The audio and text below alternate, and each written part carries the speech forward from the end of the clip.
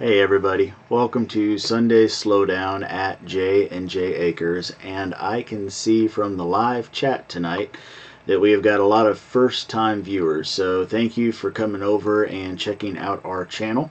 To tell you a little bit about ourselves, we are a 7-member family living on 7 acres in east central Mississippi. We like to say we're a big family on a small farm. Jennifer homeschools, I work a day job, and on all the time in between we try to become more self-reliant and self-sufficient, growing our own food, raising our own animals, and trying every day to learn a bit better on how to do all of those kind of things. And we bring you guys along for that journey and show you everything that we learn and experience on YouTube. So we're over 500 videos, and we've been doing YouTube since September 2012. So we appreciate you being a part of our homestead by being on the show tonight and by watching the videos. Perceiving a Life mentioned a comment earlier and said, my boyfriend and I are fairly new subscribers, and he really loves how Jared gets so technical with everything, unlike a lot of folks. And I appreciate that comment. You know, tell them why? Well, it's difficult. I understand some folks when they glaze over certain details because, you know, the general rule of thumb that's given to somebody who puts videos on YouTube is you got to keep it quick. You know, what's the Billy Joel song? Cut it down to 305. So, you know, they want you to keep it quick. You're supposed to pander to the short attention span of the majority of the populace, and so sometimes you have to lose some detail with that. But usually what I have found is that the devil is in the details, and you have to get in there and explain, hey, this is where I messed up. Hey, this is where if you don't do this, you're going to mess up. Or, hey, this is the why on how I did it this way. Or, by the way, someone told us this and we had no clue, so we're passing on the information. Yeah. So I appreciate that he picked that out, Perceiving a Life. And I'm glad to know that it matters, because sometimes as a person that does these videos, you question whether or not, okay, well, should I let this video be 6 minutes long and keep those details in there, or should I cut it down to 4 minutes and keep the time short and lose some of the information? So I appreciate the affirmation there that keeping the details in is the way to go. As we go through the night, you can already see in the chat that some people are leaving us questions in all capital letters. We ask that you conform to that format. It helps our moderators, namely my wife, keep track of things so that we can make sure that your questions get answered. Generally speaking, if your question is on topic for what we're doing right that minute, Jennifer will interrupt me and make sure that your question gets addressed. Otherwise, we will pool your questions and do a round-robin Q&A toward the end of the show. So, let's see. I think that's everything that I want to mention right up front. We do have a show that follows us tonight. I believe, as far as I know, there hasn't been any change. Y'all can go over to Keeping It Dutch and watching him. Our moderators at the end of the show will be sure to drop a link so that you can go check out Homesteading with, or Keeping It Dutch. So make sure you check him out after us. Okay. First question. All right. So, Jatan asked, how is your kombucha doing? Well, Jatan, that is a very timely question. There will be a new video coming out about that in the future. But to suffice, today is day 7 of when I actually started the kombucha. So the kombucha SCOBY growing went well. We took those SCOBYs and made 2 batches of half-gallon size mason jars of kombucha tea. And today is day 7 of that. I just did a taste test on them. We've been out all day and just got home, had dinner, tasted the kombucha, took a 30-minute breather, and now we're doing the live show. So usually our day goes kind of like that, but the whole day was on the property. Today was not even on the property. So the kombucha, mind you, the only kombucha I've ever had was a store-bought one. It was raw, unflavored, organic kombucha, but I've never tasted it before the carbonation or anything. So here's what I can tell you. It tasted fine. It tasted good. It is certainly working. The instructions or what people will tell you is that the SCOBY, the symbiotic culture of bacteria and yeast, will either stay floating on the top, sink to the bottom, go a little sideways, and that does not matter. But what I will tell you, at least in my first time experience, is that if your kombucha sinks, you're going to form another one up at the surface. So I now have little tiny 1/8 inch kombuchas, or scobies, excuse me, little 1/8 inch scobies floating on the top of my teas now, with the mothers from before down at the bottom. So that's pretty interesting. What did it taste like? It tasted like, I mean, it's made with sweet black tea. So it tasted like sweet tea with a kick. I don't know, because it's been fermented. I know that the ones from the store taste like sweet tea mixed with a little bit of beer, because it's got that yeasty taste to it. I didn't really feel like I got the beery flavor. Okay. But it also, the ones in the store have been through the carbonation process, and that's what comes next. Okay. So what I can tell you without spoiling a future video is that probably tomorrow, because I'm very tired today, and after this show I plan to pass out on the bed. So probably tomorrow, after tasting it today, I see that there wasn't anything in the taste that made me think, oh, I need to get this bottled or it's going to go vinegar. That's Right. my understanding with kombucha, is that if you let it go for too long, it starts to turn into more of a vinegar. And so you got to catch it right before that, and then you bottle it. You basically, it's, if you're familiar, and I'm not an expert on this at all because I've never done it. I've just read and watched about it. But in beer making or wine making, you would rack the beer or rack the wine. So you're going to take the kombucha and bottle it, and then you leave it again back in the cupboard out of direct sunlight for either 1 to 3 days, and that's when the carbonation occurs, because it's capped, so it doesn't, the gases don't get to escape. And then you, after 1 to 3 days of carbonation, you put it in a refrigerator, or if you're living off grid, maybe in the cool creek or wherever you can cool it down, and stop the fermentation process, and then you drink it. So what we're going to be doing, I read this piece of advice and I thought it was really good advice. It was smart. Is the very first time we're going to put them in these plastic bottles, because then you can feel the plastic. I mean, anybody who's ever had a soda pop in a plastic bottle understands this. You pick up the soda bottle and it has some spongy to it. You shake it up and it's rock solid. So what you don't want to do is put the kombucha in a glass jar sealed with like a flip top, because that's what we have for next batch, are the glass bottles with the flip tops. You put it in there and it gets too carbonated, you can literally blow the top off that thing. So what we need to do is find out that for our brewing conditions, with our tea and our amount of sugar and our SCOBY and our elevation, our temperatures, is that bottle going to carbonate in 1 day, 2 day, or 3 days? So you put it in the plastic bottle on your first batch for your first time ever doing it, so that you can find out, hey, after day 1, that bottle's pretty tight, so I've already got a lot of carbonation and I need to put bottles away. Or maybe it takes up to 3 days for yours to feel like it really carbonated and you need to put it in the refrigerator. So we got these cheap plastic bottles to do it for the first time. We'll reuse the plastic bottles for something else down the road.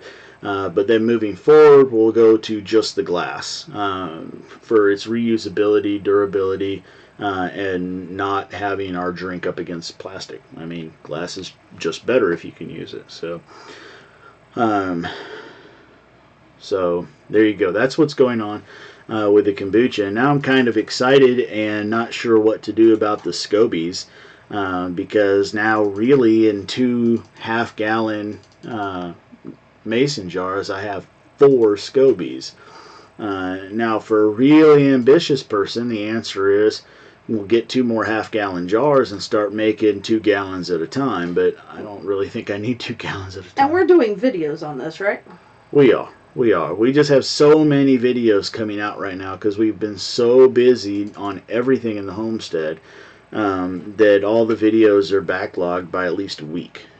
So for example, everything I filmed this week isn't coming out in the next week. It's coming out the week after. There's just that much. So now here's a good question for you. Why would kombucha be something I'd want to try? Well, it is a fermented food, so it's very good for digestion. It's good for your internal microbes in your gut. So that's one reason. Another is that you can make it on your own. So once you get started, it's a nice carbonated drink that you can make for yourself and replace your consumption of soda, but still give you that bubbly feeling.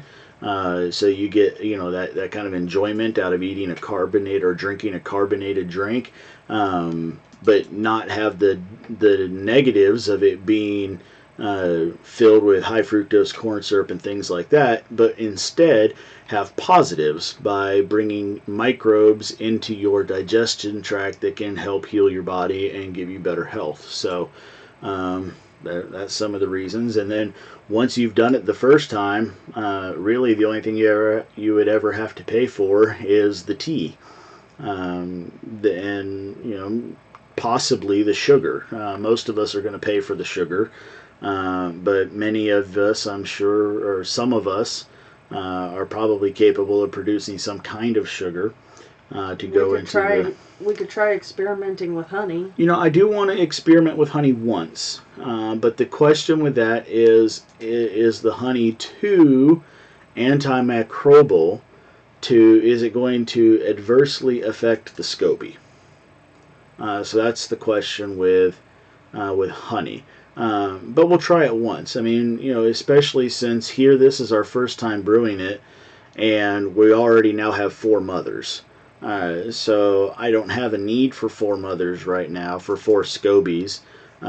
So there's really no harm, in my opinion, to sit there and sacrifice one to a jar that is made with honey and see how it does. Now there's a couple of things that they're saying you could do with it online. Or in the chat, you can compost them. They make really good compost. Or you can put it in what seems to be called a SCOBY hotel, where you store all your SCOBY in one jar. You can share with others or use it to make more. Okay, say that one more time, because I'm tired enough that I didn't quite follow it. It's a SCOBY hotel. Okay. It's one jar that you store all your SCOBY in. Oh, okay. And you can share it with others, or you can use it to make more. That makes a lot of sense. So you just keep a bunch of different SCOBYs in there and let them layer on their own and go from there. That makes sense. So yeah. And I guess you just keep enough liquid for the SCOBYs to be able to free float in there, so they're not either getting exposed on top or something like that. Right. Susan says that the second ferment you can use other sweeteners. Okay. And that's kind of another experiment down the road. I told you guys a couple weeks ago that with our very first batch, we wanted to do the plain Jane. We were going to do just black tea and start a SCOBY, and if the SCOBY was successful, just do again plain black tea and see if we could get it to come out.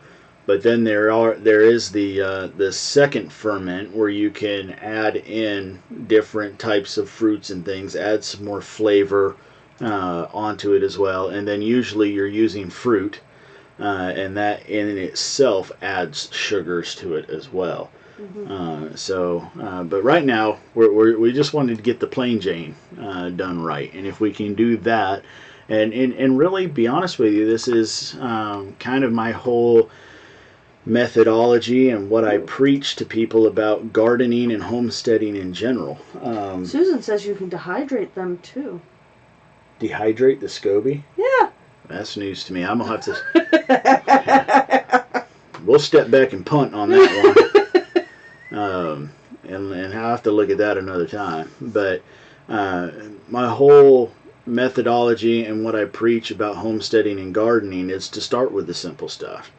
I mean, I would love nothing more than to go out to my hive right now, get some honey, and brew some melomel, which is a honey mead with fruit in it. But that wouldn't be the first thing I would want to do. The first thing I would do is, well, let's see if I can even make a mead and try out a plain mead. And okay, well, now I know how to do a plain mead. I've built up my confidence. I know what I'm doing. Now let me try a melomel. And the same thing is true with the kombucha. I want to step into this and say, hey, look, you know what? I bet you I would love, like our strawberry beds. Jennifer, is already picking strawberries off of it. I would love to do some kind of like a strawberry kombucha. Sounds absolutely delicious. But if I do that first and it fails, something goes off with it. Was it because I did something wrong with the strawberries? Is it because I did something wrong with the kombucha? What part of the process screwed it up? So I'm going to start at the base level, try the plain stuff, build up my own confidence, and then that way if I do try with strawberries in the future and it fails, I don't have to sit there and say, oh, this kombucha stuff is so hard I'll never get it right and walk away from it. I've already set my foundation to say, I can make kombucha. But when I tried doing it with the strawberries, I did something wrong and it never came out. What could have gone wrong in that second ferment? And so I already have that basis that tells me I can make kombucha, and it gives me that ability to rebound from a mistake. And it's the same lesson of not trying to go out there and sow a quarter acre worth of crops the first time you ever try to do a garden, because it's just the wrong approach. And if you fail, you don't know if it was because you did something wrong, the weather was bad, your methodology, the soil, the whatever was wrong. You just really tried to do too darn much at one time. So you always start simple. All right, last two questions. Are you ready? About the kombucha. About the kombucha. Last two questions about the kombucha. Okay. How long does it take from start to finish? And do you know what bacteria it is? It takes, so if you already have a SCOBY, if you already have the mother, so to speak, the SCOBY, it takes 10 days, start to finish. So it takes the window that I have read, with the caveat and disclaimers, the first time I've personally done it before. The windows that I have read is 7 to 10 days for the ferment. Again, we're presuming this is raw, plain kombucha. We're not adding in a second ferment with any fruits or flavorings. So 7 to 10 days on that. And then to carbonate it would be 1 to 3 days. So on the low end, you're talking 10 days, and on the high end, you're talking 13 days.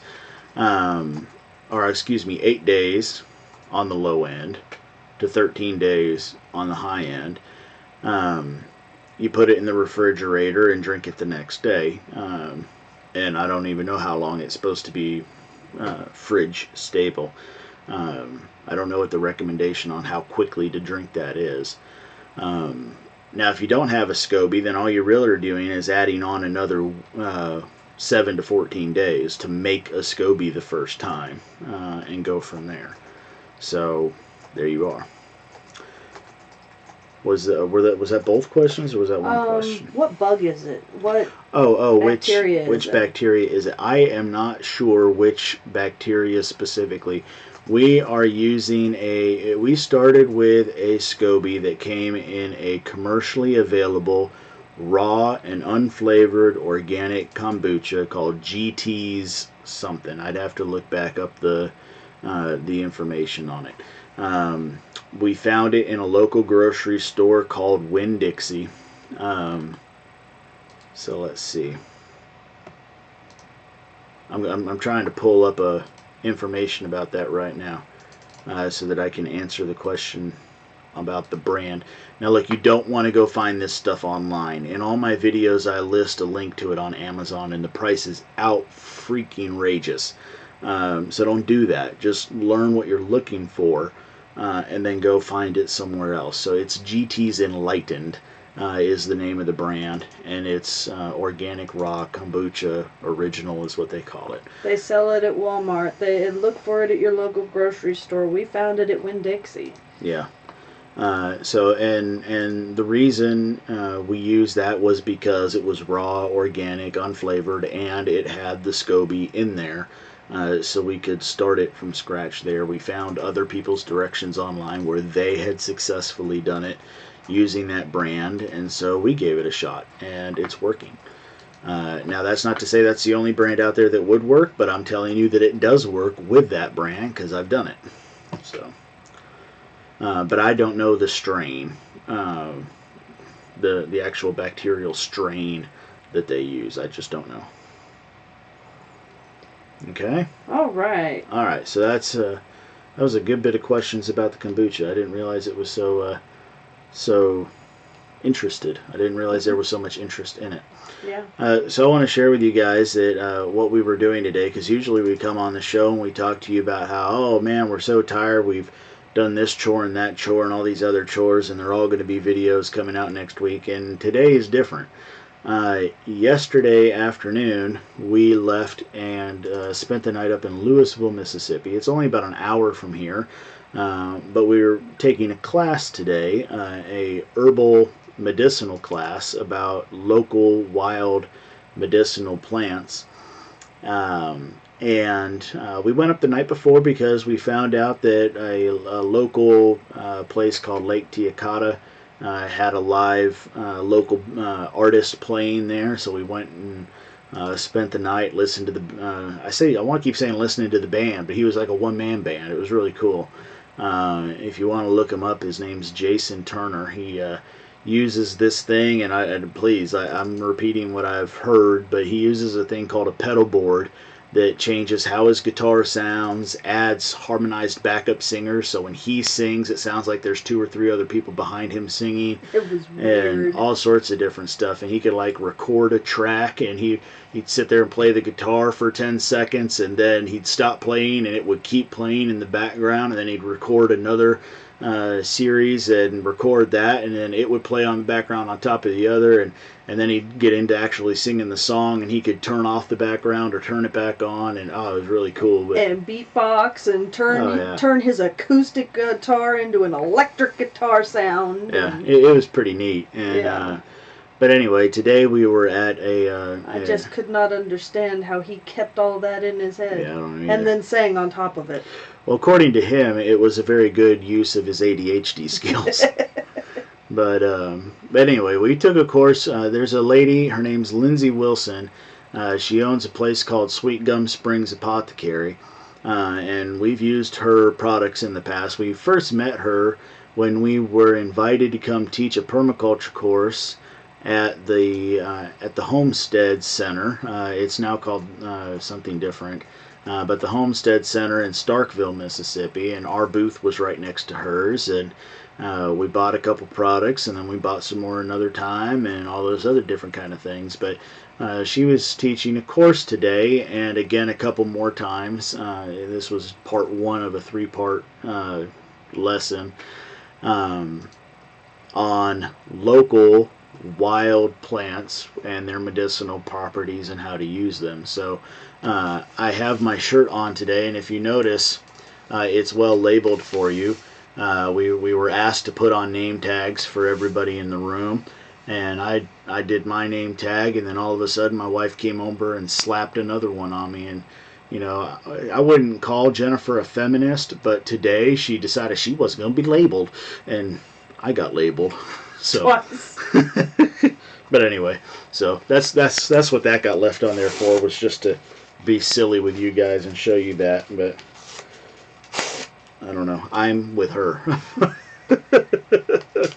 She's my supervision. But anyway, it was a really good course. We enjoyed day 1. Learned some things. You know, we've kind of been involved and interested in medicinals for a little while, so we came in with not quite the bottom basement knowledge, but certainly not the knowledge that several other of the students had. But so it was nice to learn things like the differences in the couple common types of chickweed that are out there, and which one you were actually looking for medicinal uses, and things like that. Let It Snow says, my kind of feminist packs a gun and loves her man and family. There you go. I have True a very feminism. pretty gun. Yeah. About this big. I have another pretty gun. About this big. Yeah, it shoots a lot more rounds at once. Yes. I like my AR. So anyway, that's where we were today, and that class ran all the way up until 5 o'clock our time, and then it was an hour drive home. Dinner, taste the kombucha, cry about how bad my back hurts, and then come on live YouTube. So someone mentioned earlier today, and I appreciate your concern for us. Somebody mentioned we were kind of looking out of sorts, and I, for one, am sitting pretty still tonight because I don't know how, but I tweaked my back in some way, shape, or form, or maybe it was just because usually on the weekend my back is used to getting quite a workout, and all I've done is sit today, except for one little nature walk in the herb course for an hour. But man, it hurts something silly. So anyway, that's all that's wrong with us is the weary travel look from all the driving around and sitting in a classroom all day. Beautiful facility, though. If you ever go to Louisville, go to the state park there. Why can't I think of the name of the state park all of a sudden? But anyway, they have a lodge there that was built back in the 30s, and it's just, stone and wood, plain and simple, and it's pretty. Tommy says Lindsay has forgotten more than he will ever know. That's darn right, brother. Let me tell you, she's Yeah. a smart cookie. She certainly knows what she's talking about, and it's good to learn from people who know what they're talking about. So let's see here. You're going to want to start from the top if you're going through the questions. I was thinking about going through there. Let's see here. Oh, so, well, I'll mention it now just in case somebody has to get off and plans to come on later. Apparently, Big Bear Homestead is going to come on in place of Keeping It Dutch or Homesteading with Dutch. I can't ever remember which is his current name. Let's see here. Dolphin Man was asking what might be your next big project on your homestead. Dolphin Man, we're doing a lot of things right now, so I'm not sure which one's the big one. We've planted an awful lot of trees here recently. We're also trying to perk up some trees. I've got some pawpaw trees I've never even showed on YouTube because right now they're about the size of a comfrey plant. They're tiny little things, not putting out any fruit or anything. And right now, not even leaves. Yeah, well, I mean, yeah, they'll leaf out a little bit later than most stuff. But I want to get them up. So we're putting down some fertilizer, putting down some new topsoil, and mulching them and things to try to encourage them to grow. Because last year they didn't really grow at all. And then some vines grew up around them and kind of bent them a bit. But went back and clipped off a branch, and it was still green wood. So there's nothing wrong with the tree health-wise. It's growing. I was kind of worried they had rotted out over winter, but no, they're growing. So we need to get those going. But a lot of planting, still more trees getting planted. But specific projects,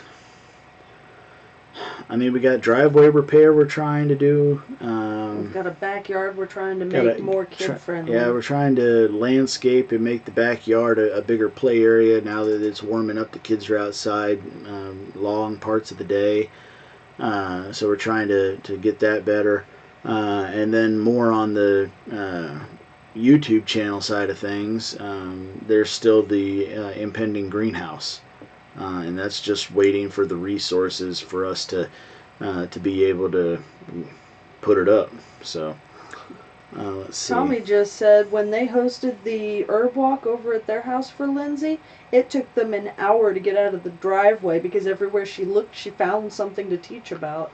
Well, that was one comment that you had up there, is how you loved how she was always like, oh, and that there, oh, and that there, oh, Yeah, and that we there. don't have oh, to and walk 2 feet. It's all right there. It's everywhere. Yeah.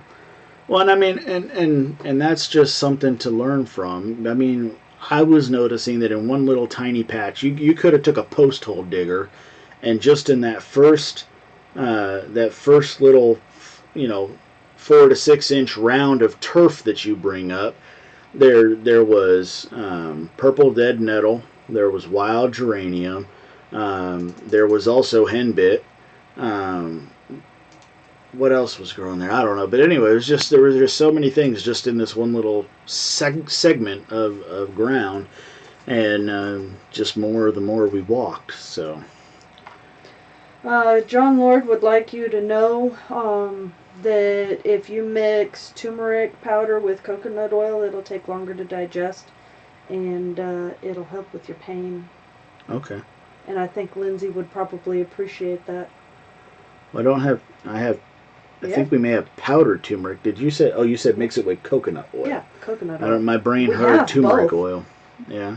Okay. Yeah, we have both. Lindsay was telling us something today about how she had to use turmeric, and she used it as a way to heal an injury she had on her skin.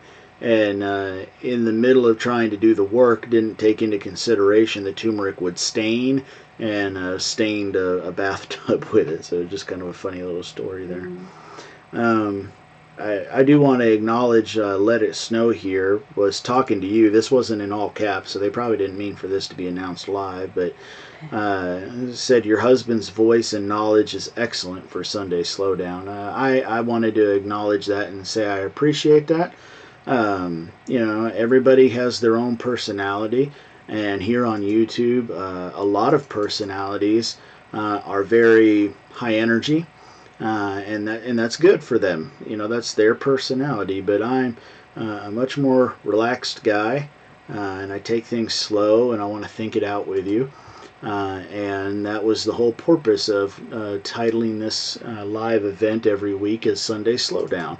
We just want to relax and kick back and hang out with our friends. We've had a long weekend. Yeah. Yeah. Let's see here. Jesse Wilkes wants to ask about rabbits. Jesse, we don't have any rabbits right now.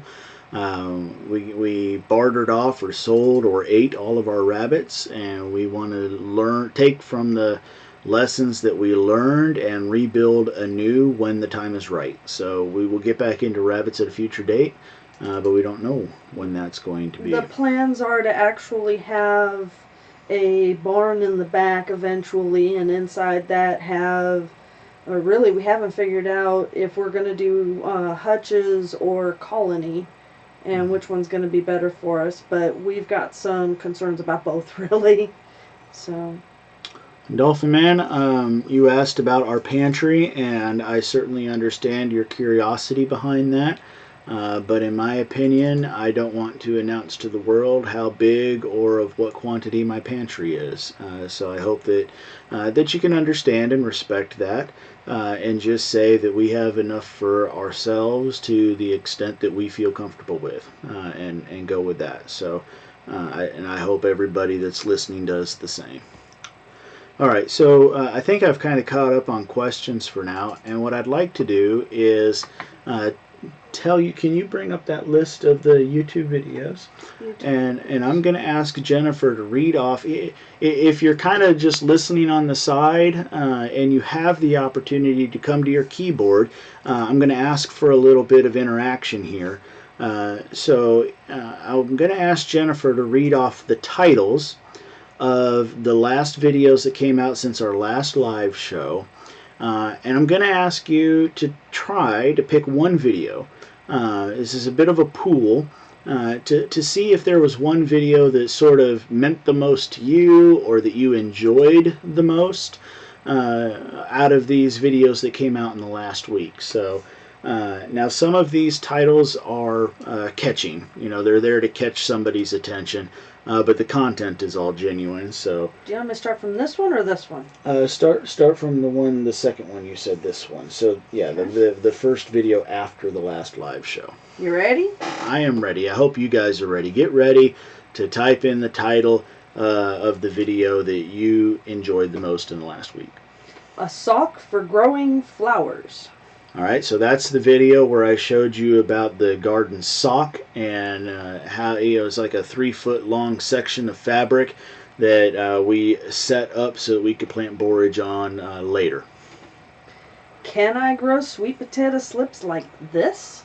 Alright, so that's where I was, instead of doing what I have always done in the past, which is cut a sweet potato in half, put it in some water and wait for the slips to grow. This is doing it inside of a small hothouse, or also called a cold frame, and the directions from Deep South Homestead, they want you to do it in more of a soil mixture or more of a sand mixture, but I didn't have that, so I went some really loose potting soil and seeing if we can grow potato slips in dirt. Results: what do deer eat?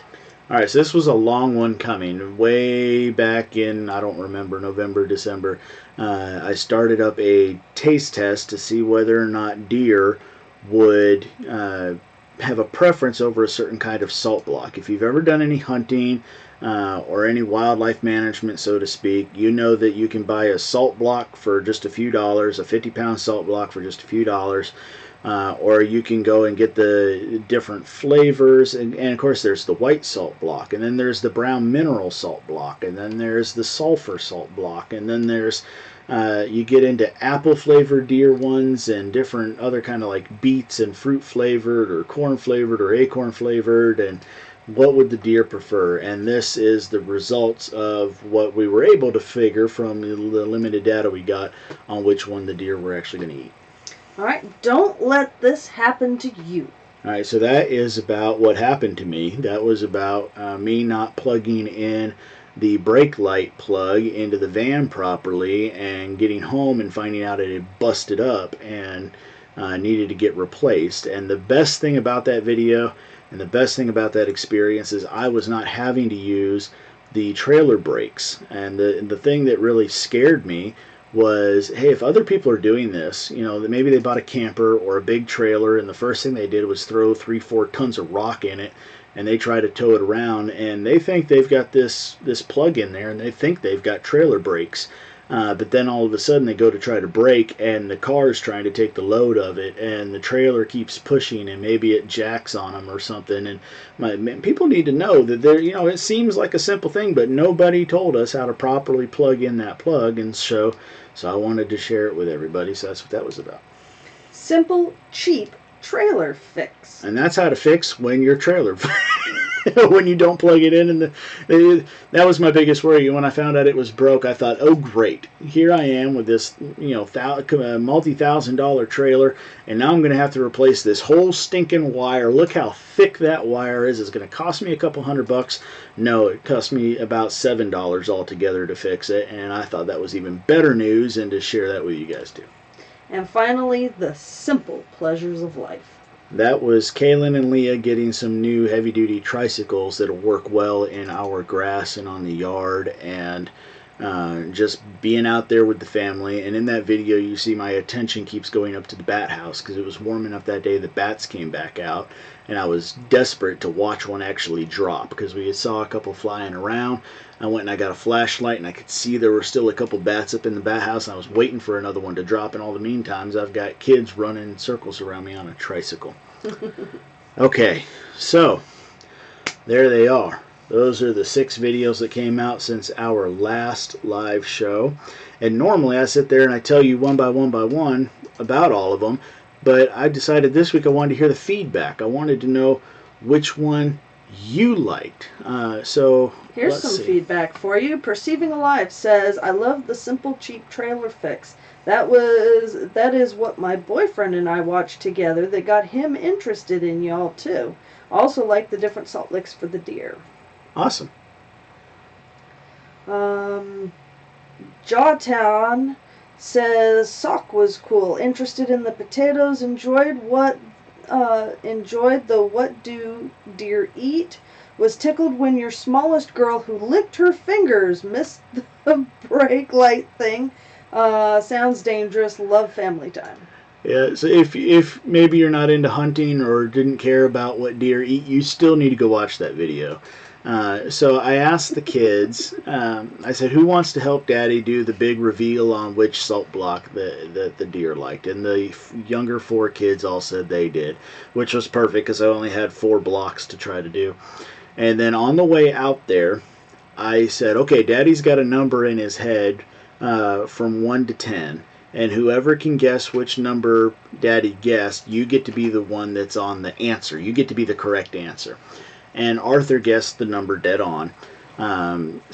Which was kind of disappointing because then it made it look like I favored the boy and all the girls had to be the losers. But oh well. No, he honestly doesn't favor any of the children unless he already knows that that specific child is better for what he's doing. So I told the kids, the only prompting I gave them was they knew which one was going to win because Arthur then was standing behind it. And I said, look, Arthur, when I say something to the effect of, and that block was, or that block is, I want you to raise your hands up like you win. And girls, I want you to drop your heads down like you're sad because you lost. I said, do that for me. But then I'm so busy staring at the camera and talking about it that I didn't even realize until I was editing the video that throughout the whole thing, Leah especially, and Kaylin, but Leah especially, kept licking the salt block. And at one point, you can see our oldest daughter Tracy reach over and say, "Don't do that." She was trying to get them to stop, and they didn't. They kept doing it. So we may have had more results that day learning what salt block the kids liked than we did about what the deer like. But anyway, that was a lot of fun. We'll I don't know what to say. I figured it wasn't going to hurt them. Not unless they sat there and took big chunks of it and started gnawing on it. So yeah, it wasn't anything to be mad about or upset about. But oh well. All right, let's see here. Any other comments that you're seeing there, sweetie? Not specifically. Yeah. I agree. Freaky Geek said it looked more like a tire tube than a sock. Yeah, it does look more like a tube, but they call it a sock, so that's what I was going for. Well, if you think about it, a tube sock. Yeah. Susan said she liked what was tucked in there, the perfect tree fall. So that was me dropping a large pine tree. The reason for which has been filmed and will come out later. But you know, it's interesting because I think we talked about it last week, didn't we? About how I've dropped a lot of trees, and you could remember one time where it went cattywampus on me, but I couldn't remember which one it was. Most of the time, it goes right where you plan it. Yeah, I mean, and I don't know. You might not be able, because of where the camera is and whatnot. A lot of people were talking about that. I call it a seed spreader, but I guess more people would use it for fertilizer. But that big cone that's there, that big funnel, if you turn it around the way it would actually be used, that was probably at about a 25-degree angle off from the tree. And so I felt perfectly fine. You know, it wasn't in line with it in any way, shape, or form. So I was in more danger of getting hit, and I had moved 10 feet back from where I was standing to begin with because I was standing originally to film that area about 2 feet away from where the top of that tree landed. Yeah. Ed Smith says, like the Simple Pleasures video with the 360-degree view of the homestead. It's been a while since you showed a larger view of the homestead. So look, a part of my problem is anal retentiveness. I have trash on my property, and I don't want you to know it. But it has gotten filmed a couple times, especially in that succulent planting. Thus planting succulents on the wall over there. We did a large clean out of our shed some time back, and then the vehicle we were going to use to get rid of all of it died. And then we were on vacation and whatever else, and then we bought a trailer so that we could haul trash, but then the vehicle that had died, had got working, had died again, and so it was just this big frustrating thing. And so we had trash on the property for a very long time, and now that is starting to get cleaned up and moved off. It's and almost done. It's almost done. So one of the things I really do intend to do once I can say, okay, you know what, I'd actually be happy if my own mother were able to walk on this property now. And I wouldn't be ashamed if she came over. To do a very long, extensive walk around with the camera, and hey, here's what's going on. Now, Let It Snow says a good trash pile provides many possibilities. All homesteads need a good junk pile. We have a good junk pile in the backyard where we're always going back there to find something. A small piece of fence that got left over from a project that is just right for this one. But no, this is a trash pile, and it has been sitting in the front yard for way too long because of all the problems you just said. I mean, these are things like textbooks from when Jennifer was in college. That we did never. Yeah, there was no need to keep around because we have other reference materials for the kids and teaching them, and all those kind of little things, and just general. I ended up renaming that video where we got the dump trailer to the purge of stuff, and that's what that was. That was a purge of stuff. Yeah. Out of our... And it wasn't stuff that anyone else would want. It's been sitting in the shed for 10 years and... Yeah, 10-year-old textbooks. This isn't take it down to the local college and get some credit for it. This is... They're going to laugh at you and say, we don't do that anymore. Yeah. Suburn 2 says, hands down, it was the tricycle video. After all you do providing this life for your family, what you will remember as you fall asleep is having fun with the kids. That's right. So that tricycle video started when a close family friend that lives about 2 miles down the road had brought over an old metal tricycle for the kids. Said that her kids weren't using it. Would we like to have it? And so we took it. And the kids have beat that thing to tarnation. I mean, they go barreling down hills on it. Pedals are all broken off. Yeah, they climb all over it and try to do it with 2 or 3 of them at a time. And over time, it got bent, broken, twisted, and whatever. And I probably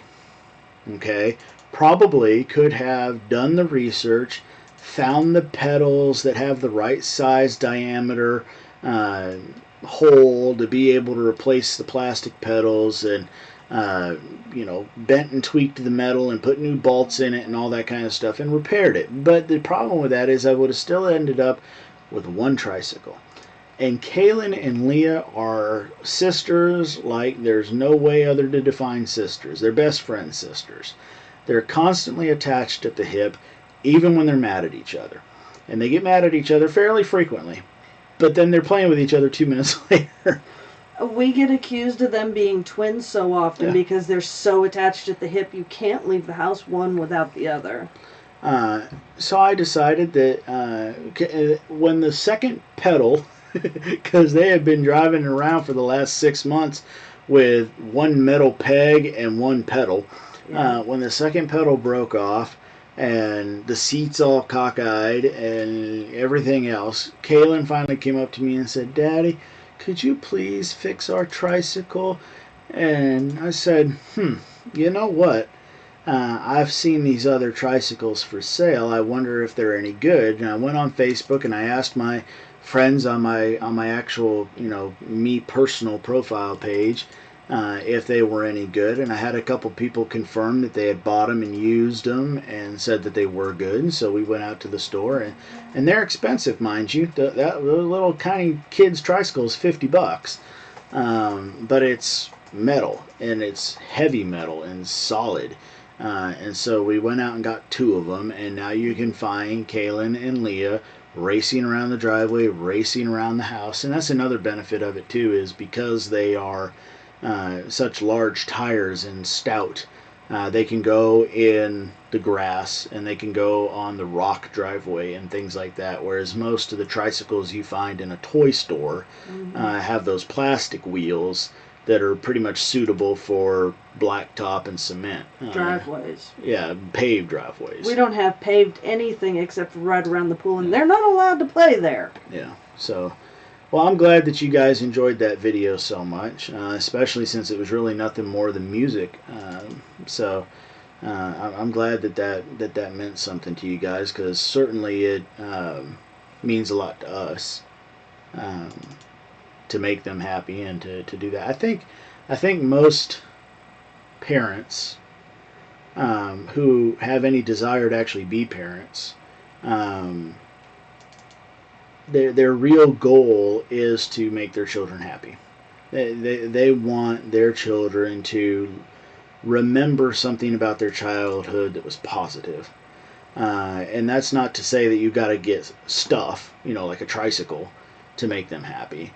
But more of the sense of, I asked my dad if he would fix my tricycle, and he went one extra step and got me something even better. Mm-hmm. And he not only did that, but he made sure I could ride my tricycle with my best friend, my sister, at the same time. And I hope that that's kind of the memory that comes out of that. Not, oh, look, I got a new tricycle. But... Because we do other things like family trips for Christmas. Oh, yeah. We do a lot of stuff together as a family. So I got to tell you, since so many people liked that, video, I got to tell you, we came home and Jennifer and I hid back behind the minivan and got the tricycles put together. And then I left them. Jennifer went inside the house to make sure that the kids weren't looking. She gave me the nod, and I took the tricycles and I put them in the middle of the driveway. And then I came into the house, and I said, Kaylin and Leah, come here. And they come running over to Daddy. What, Daddy? I said, I have told you guys 100 times, you cannot leave your toys in the road. Somebody's going to drive up here and they're going to run over your toys and it's going to get broken. Go out there and move your vehicles out of my driveway. And they looked at me with this big, what are you talking about? But you're mad and you're telling me to do this, so I better go look. And they step out on the front porch and Kaylin sees it first and she goes, and runs out the driveway. And Leah's still upset that we're upsetting her. Leah's still trying to figure out what the heck's even going on. Took her about 5 seconds or so and realizes when she sees which way Kaylin is running, she looks past and sees the tricycle as well. She starts running. And then about 2 minutes later, Jennifer starts filming everything of them driving their tricycles around. So, it was just kind of a fun way to tell them about it and to get them to go out there and check it out. So. All right, so you've got 6 minutes left and about 4 questions to tackle. Oh, I better look at your messages for me, huh? Yeah. All right. Let's see here. Did you ever get the truck or van to run again? No. We've tried everything we can to get the gas out of the tank without... I know it's got at least 5 gallons in there because I put 5 gallons in there in case the gauge was wrong, and part of our problem was we were just out of gas. So now I tried to siphon that 5 gallons back out, and I can't. I don't know if there's some sort of a mechanism in there that's stopping me from doing it, or if I'm just a complete dunce, but I can't get it back out. So now we have to go in there and actually drop the tank, and I haven't had a chance. I've had other priorities, and Jennifer's van up to now has been able to tow the weight that I have needed it to tow. The only thing I haven't been able to tow is rock. And we got that hauled in for us. Yeah. I'd like to I bought the dump truck so I didn't have to pay for delivery. But the amount of rock that we had delivered and the amount of runs I would have to make probably equaled out for the delivery cost. So. And Bob, it's not the filters. We've changed the filters. It's not that. No. John Ton says, do you do burn barrels, or can we, Can y'all do burn barrels? Yes, where we live, we're allowed to burn. But most of that junk pile wasn't really what you'd want to burn. Yeah, there was, is that, yeah, I guess that was, yeah. So, no, and some of it, I know I mentioned the books, that was just to give an example. There were things in there, too, that even wouldn't have burned. Yeah, plastics and metals and... John Lord says, can't remember, have you done any barbecue smoking or jerky making in the big smoker? I'm not sure what in big smoker means.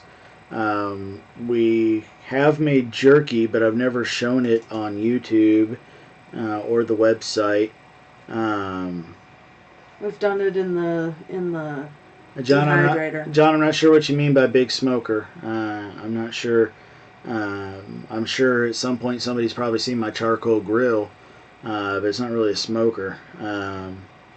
I'm sure, if you set it up right, you can smoke. I have smoked ribs with it. Done a nice long, like 3-4 hour long smoking of some ribs, but I don't have one like Deep South Homestead like Susan just said. Yeah. So not yet. There's plans, there's designs, there's already a understanding of where it's going to be on the property, but not yet. Amish at Heart asks, does anyone know anything about black locust trees? We have a dozen in our front yard that are beginning to break off at various levels, i.e. the tops are snapping off.